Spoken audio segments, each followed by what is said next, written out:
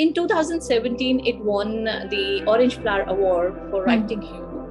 Okay. And that was something that, I wasn't expecting. And that was the first time I realized that I had earned putting writer in my bio. Before that, it was like, have I done enough? Have I done enough to be writing? So am I eligible to write it or not? Exactly. So that is when the whole journey as a writer starts. And Aditi was that time very few of the women who were doing stand-up comedy. So I had messaged her asking that if at some point I want to come that part, because I live in one part of Mumbai and all the events are happening in the other part of the town. So I would want to come, and luckily she responded on. I had sent an online message, and she said, "Why do you even have to?" Why do you even have to think? You just come. But if there is any one of these relations that is kind of asking me to give up some of my rights, or making an adjustment that where some part of my own self is eroding, no. Maybe 20 years back, I would not have said upfront. But now I say that no. If that's taking away parts of my soul, and at times, you love people, you hate mindsets. Hello, Jasmine. How are you? All good, Vishakha. All good. How are you doing? I'm good. I'm doing good. Absolutely, I'm doing good. And welcome to BalleBolly's Conversations. Thank you, and my pleasure. Okay, so would you mind giving me, I would like to call you Lovely Lady. Lovely Lady, would you mind giving me some eggs with some lal mirchi? So by now you might have guessed why am I saying this. Okay. So now you have to tell this whole story to everybody. And you have to tell कि ये कौन सा वाला kid था. Okay, no, exactly. I mean, I am a little confused. What exactly are you referring to? Because there are a lot of eggs, and there are a lot of mirchis.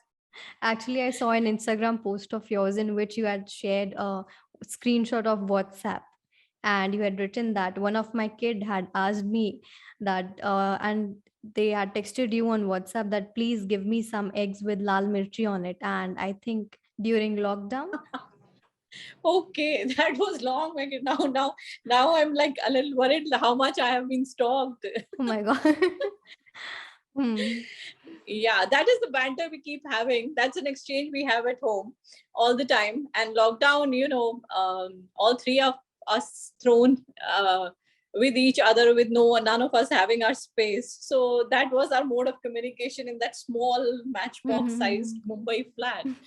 So I think that this is the banter, and these are the one-liners that keep us going, and they reflect in my work also. Okay, wow. So missing Punjab or not? Yes, that's there all the time, all the time.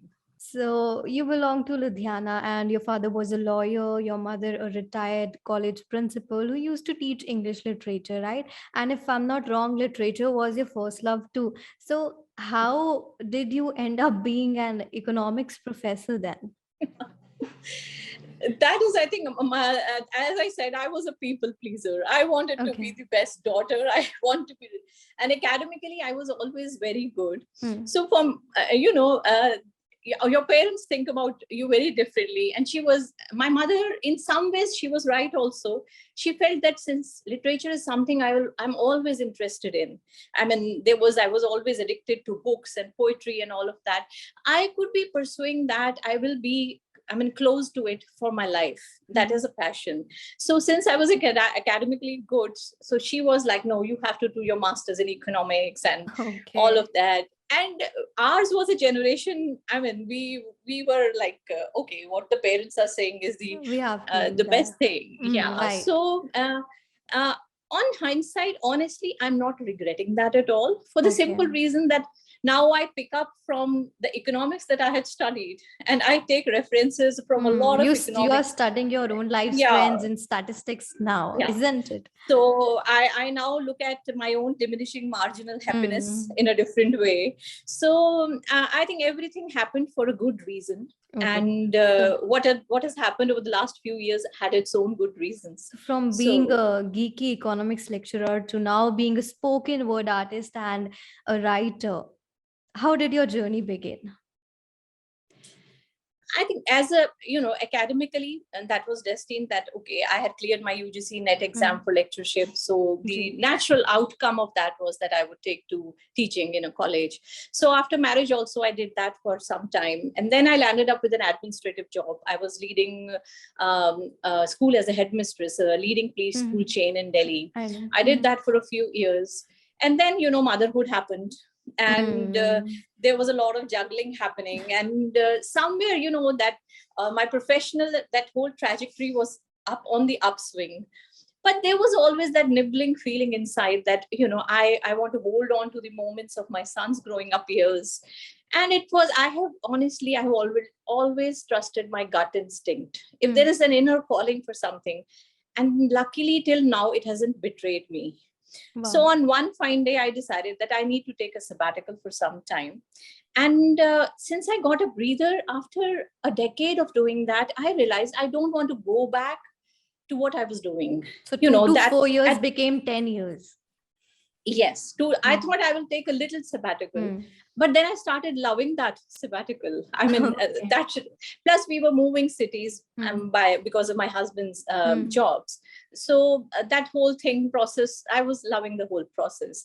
And then I realized what was my ikigai 10 years back was no more that. Every age and stage of life, you need to have a passionate purpose that drives you. Right. That those 10 years, I think motherhood was a passionate purpose. Raising my son was a very passionate purpose. And when I started thinking also, all I knew was I don't want to go back to teaching. I don't want to go back to administration. And I was clueless what actually I want to do. Then, because I was writing for my Facebook posts were there, my own blog was there. So someone suggested that, you start writing for mothers' websites, you will get a wider audience. Okay. It is your close circle. And I wrote 1 or 2 blogs, and they were lapped up so well. Within days, they had lakhs of views. Okay. And I tasted that kind of blood, I would say, at that moment, that strangers becoming your own, it was limited to my closer circle initially. And then this whole world that women are finding their story in my story, that's a whole new world that opens up in front of you. And you don't feel lonely in your story anymore. Right. So that is how I think it was all destined that way. That is how I got into writing professionally.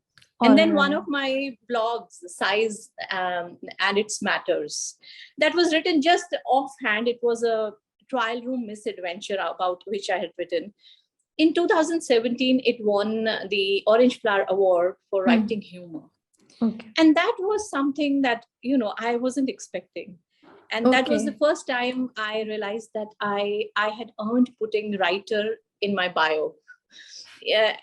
Before that, it was like, have I done enough? Have I done enough to be writing? So am I eligible to write it or not? Exactly.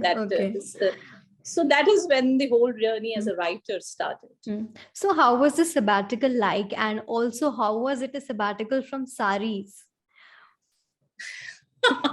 Yeah, from tying a sari, you would find it a little strange, but when I was working, as I said, I was heading a school.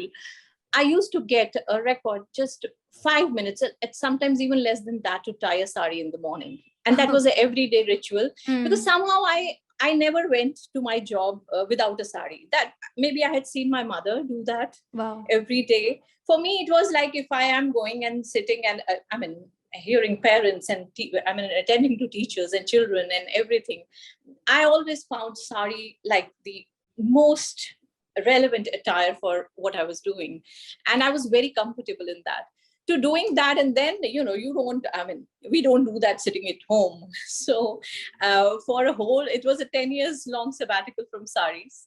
But now when I go back on stage, the first thought is always that I have to wear a sari. Sorry. Of course, I take a break from that. A couple of times I have done that. But that's I love forever. That's love forever. Okay. Your husband helped you to set up your blog.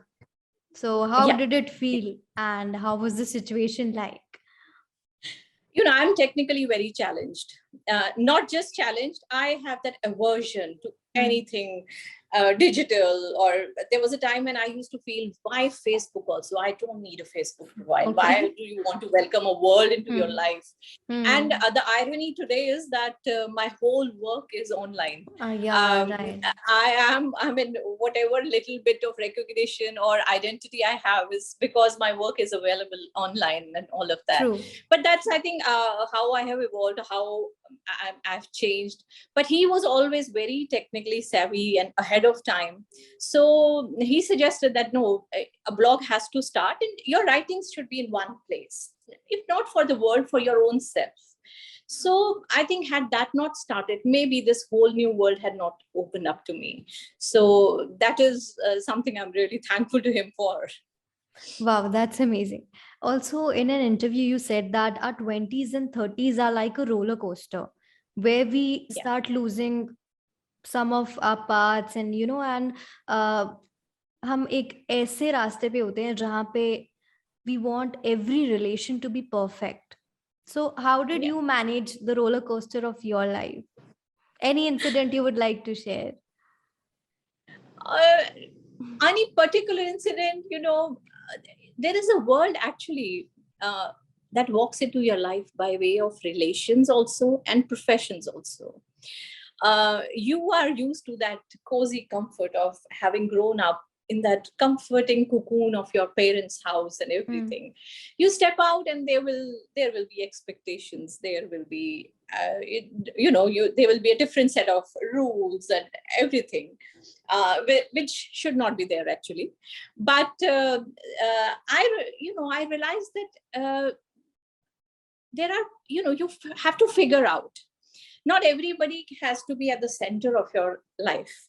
After some point, you have to keep a few people on the periphery and a few people, otherwise you will keep allowing people to walk away with parts of your soul. And there comes a time then when you just have to put your foot down. And now I'm very clear,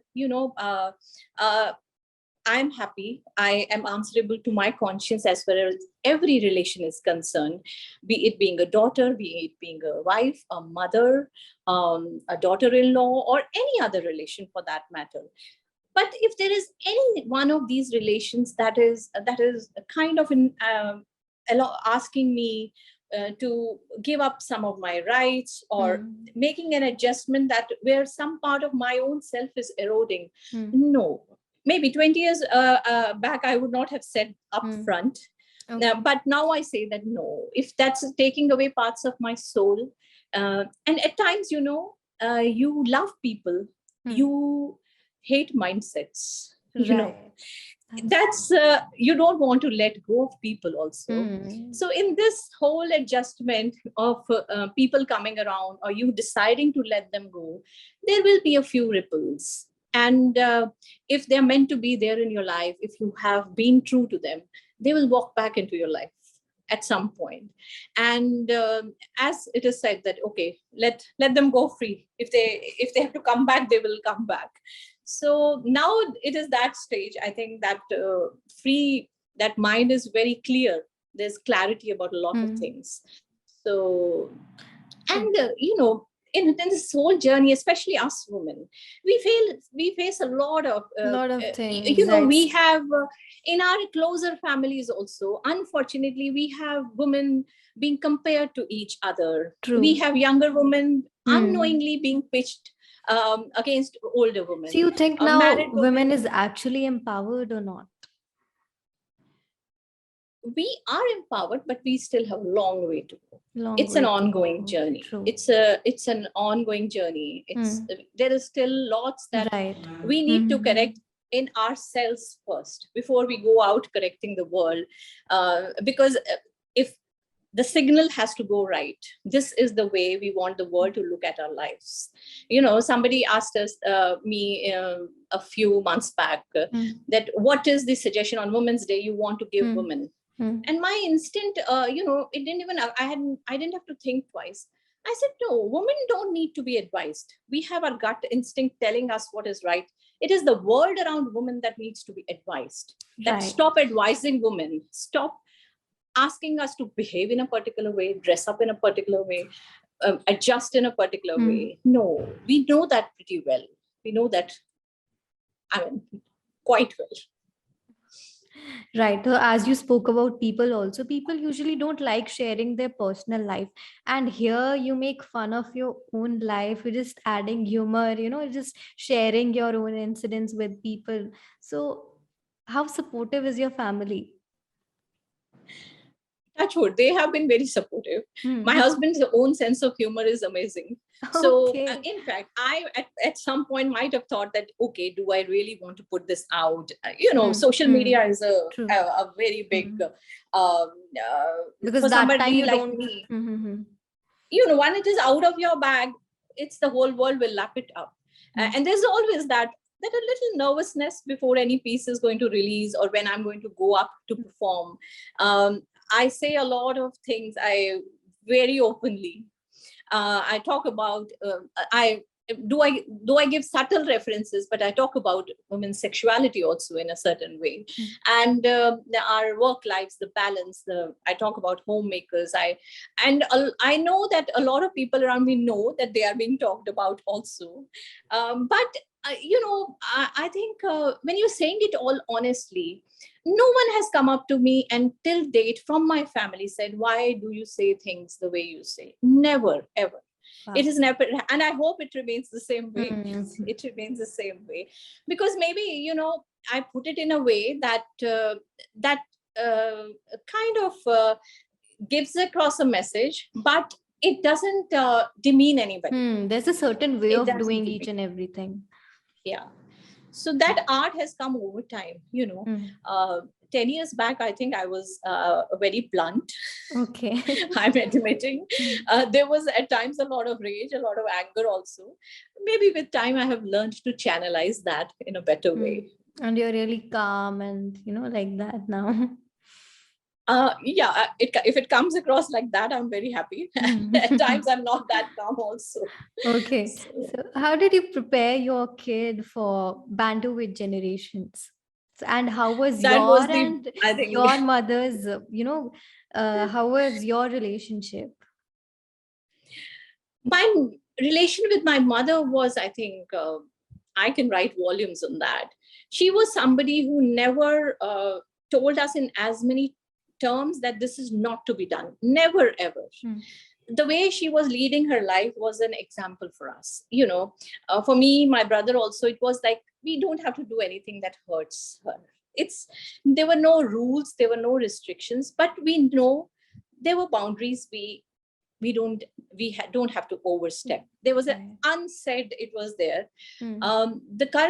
This generation is very different, So when you're talking about banter between generations, those were my son's teen years. And I always say that parenting doesn't come with a manual. You are not trained to be a perfect parent. So on my parenting journey, I think I was also making mistakes. Maybe I was over expecting, or we were like, and he was in the middle of that pressure, boards, exams.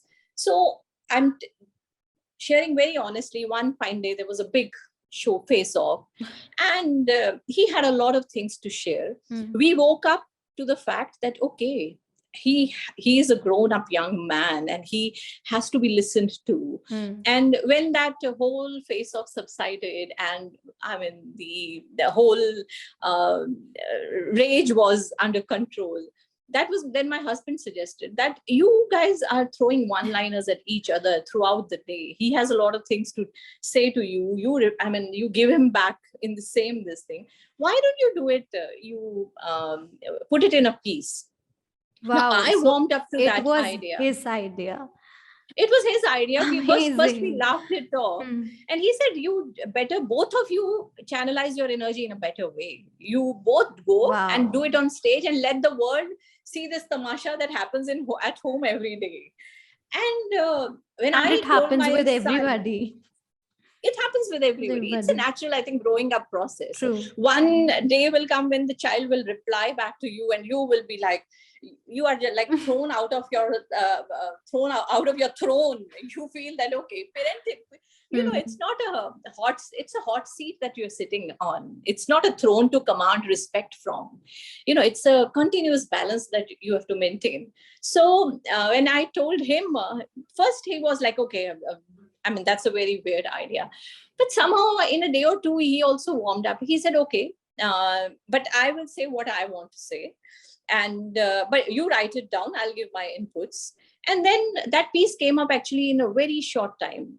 We just had we had an event coming up, and the thought that idea was that, okay, we will try doing it, we'll try Hmm. it, test it as a trial show in that event. And let's see And how it let's see goes. how the Audience audience takes respond. it. Hmm. And we prepared it, we went, and I still remember everybody was tickled beyond, like the audience was like, we haven't seen anything like this before.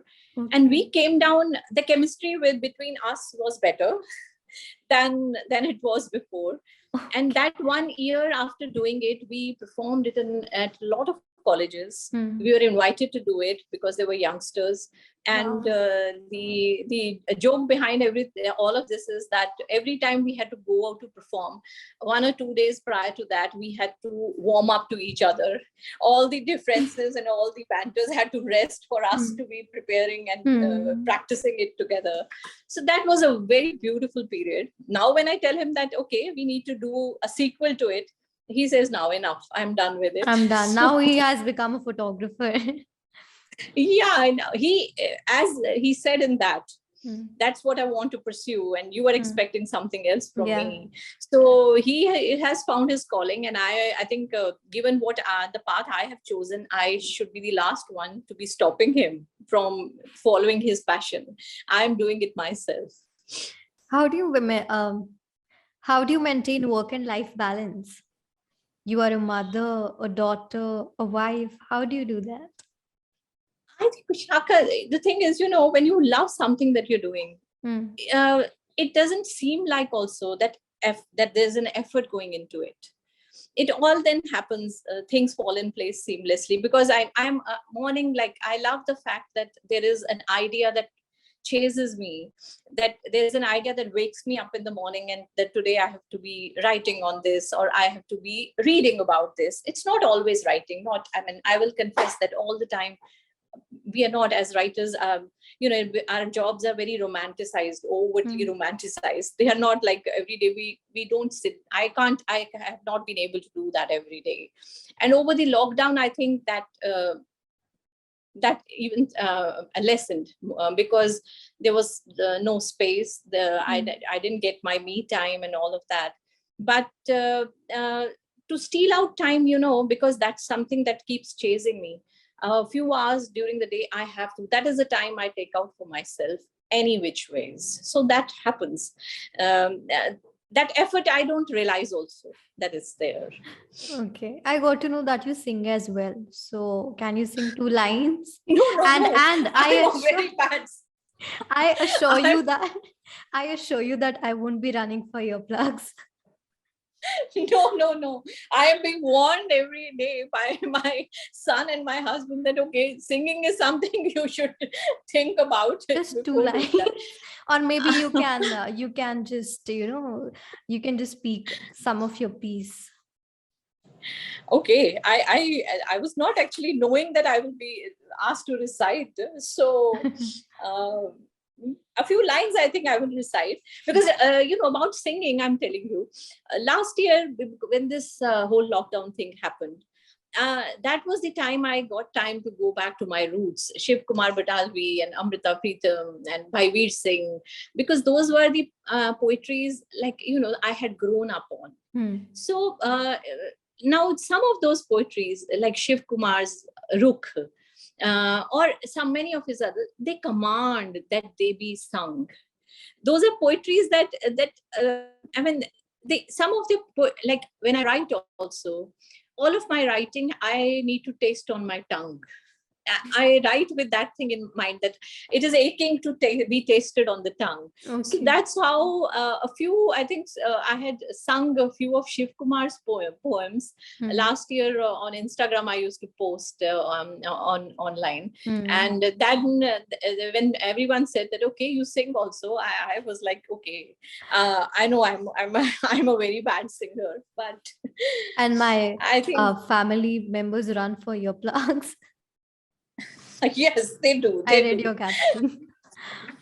That's why I said that I assure you I won't be running for your plugs.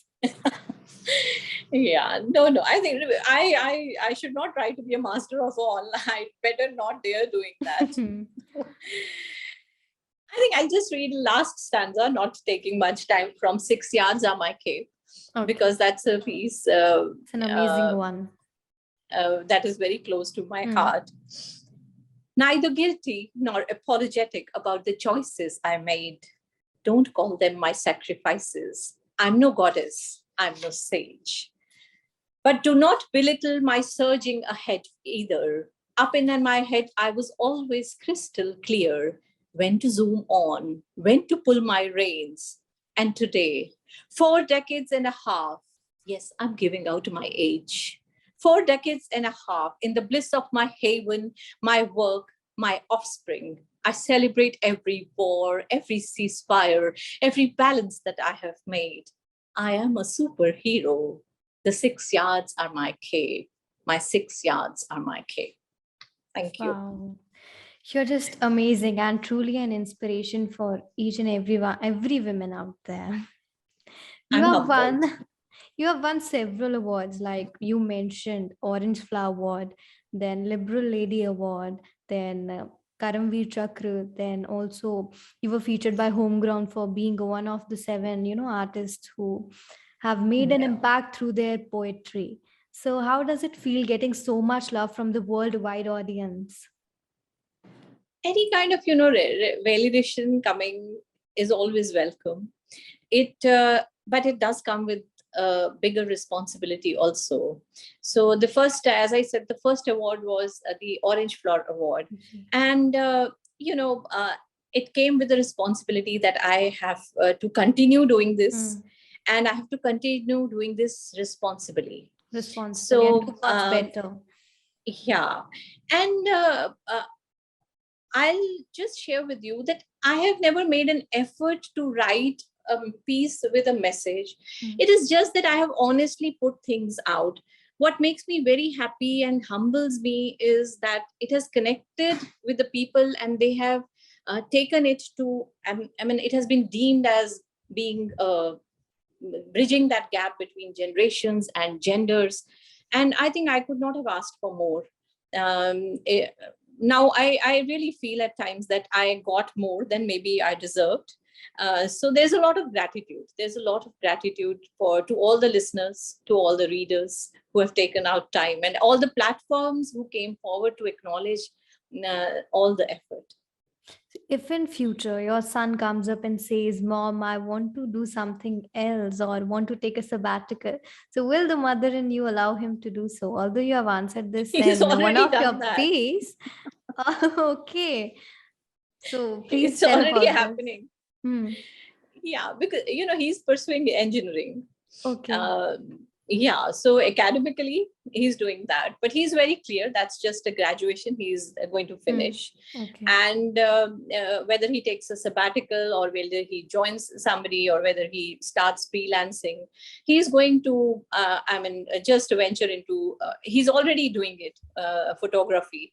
And that's his calling, that's his passion. And we have already, like, I will not say we have given into that, we have very happily accepted that. And we'll be there watching his whole journey with all excitement, and applauding him also. Wow, that's great. Also, you have been in touch with Aditi Mittal, who was one of the first women to do stand-up comedy in India. How did you get in touch with her? Uh, I think that first meeting with her, I owe a lot to that. I had done one. Most of the people don't know that I had started going on stage with stand-up comedy. I had started with stand-up comedy, and I had performed in a women's gathering, and that had really, it was a roaring success. And that's when I had started watching the videos of comedians, especially women. And I mean, Aditi was that time very few of the women who were doing stand-up comedy. So I had messaged her saying, asking that if at some point I want to come that part, because I live in one part of Mumbai, and all the events are happening in the other part of the town. So I would want to come, and luckily she responded on. I had sent an online message, and On she said, "Why do you Instagram. even have to? Yeah, why do you even have to think? You just come." Wow. And you know how we mothers think. It was my sons. Then she sent me a link for an event on which like open mic it was, for stand-up comedy, women's open mic it was, and she said, "You come for this." That day my son's 10th exam results were going to be out, and that was the evening when that was. So I told her very frankly that I will look at his mood, how the result is and how he's doing, and the mood, And then we'll I'm just decide. praying it's like he is happy, we are happy, and everybody is happy, and then I'll come with all. And his result was declared, and of course we were to be happy only. And evening I think that okay, I'm coming, and she was like I had a few doubts, you know. I when I told her that, okay, I want to say things, but I don't want to say them in a particular way, and this and that. She said, "You next time you come, you take everything out of your mind." And she was very nice. Till today, if I ping her or if I happen to meet her, if she comes this part of the town to perform, I do go and meet her also. And you know, that's about what I say. I have learned from women like her, women building each other up. You know, we are normally the whole noise is about that women pull each other down. No, I have No, met it's nothing umpteen like that. women who build each other up. Just one message can do wonders for some other woman. And I think I'm an example of that. That there was one woman, a friend, who almost forced me to do that first stand-up act for her program. A lot of faith she reposed in me. Had it not been her, I mean, I call her, and a lot of women like these wonder bras. You know, we need to have who uplift us, who Right. uphold us, and who make us look better Supports and us. bigger. Yes. So these are the wonder bras that all us women need to have around us. That circle of sisterhood, in which we are building each other up. So Aditi was one of those. Like, even if it was just messages or remaining in touch, or then when Banter was released, she sent such a heartwarming message that I have I'm seen laughing, few of I'm her comments on your crying. Instagram post. Yeah, that I'm laughing, I'm crying, and that was so heartwarming. That Wow. to Hamraz also, that hats off to him. He's totally blown everybody away with the way he has done it. So I Very think true. for me also, for him also, these, and a lot of people now, you know, we look at them as celebrities, we look at them as you know, people who are unreachable. No, in this space, there have been a lot of people who have built me up with such, you know, such heartwarming inputs. And because, you know, I at 45 to be starting something new, at 42, 43, it wasn't that easy also. But I was performing in a space where there were performers who were my son's age. But the way they welcome you. So, you know, I say at a lot of forums that when people talk very demeaningly about the next generation, I feel very bad, because I have seen the best from the next generation. They are so expressive. They know how to speak up. They have a spine. Very smart and talented too. Yes. So we have to look at the positives. We have to look at the positives. So that's the very, I think, I don't even want to show off that connection in any way with Aditi. And she knows that I'm always grateful for those first few inputs and that first few, I think that support that I needed, mental support, I think I needed. And when I shifted to spoken word, then I shifted to spoken word, because somewhere I realized that this is something that is taking care of everything I want to do, my humor, the way I want to continue writing, and poetry that was always a passion, like the lyrical ebb and flow of it. I can use all that I want to do in this one art form, that is spoken word poetry, and uh, give it to the world. So then also she was very, very encouraging. Wow, that's great. You do some amazing exercises. Who is your trainer? My trainer is Simran Horchandani. Okay. I think a lot of things, as I said, 10 years back, 20 years back, I would never even, I was always a very poor at sports person throughout my school days.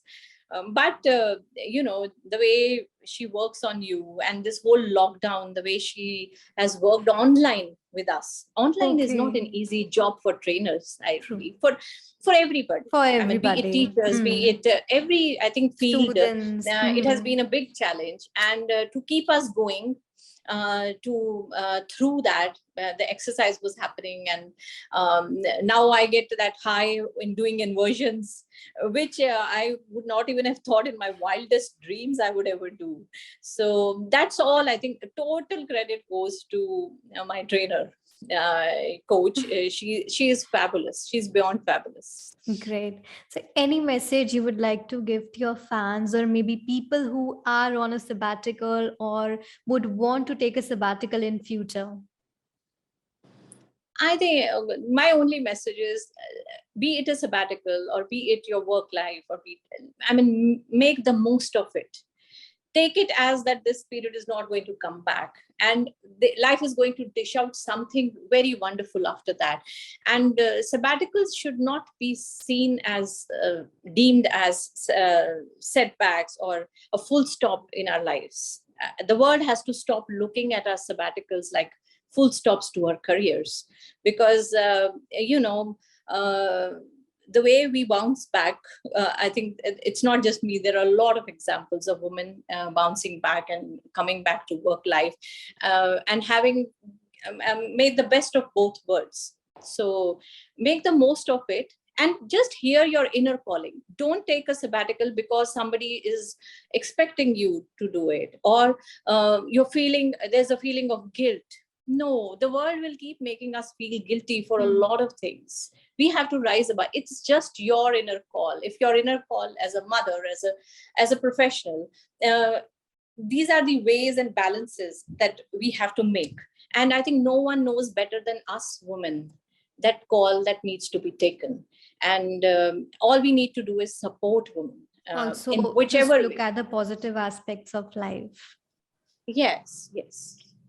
So it was great talking to you, ma'am. You are an amazing woman with so much positivity. I truly enjoyed this conversation with you. It was great Same having here. you with And the BalleBolly. pleasure has all been mine. Thank you so much. Thank Thank you you so so much, much. ma'am. Thank you.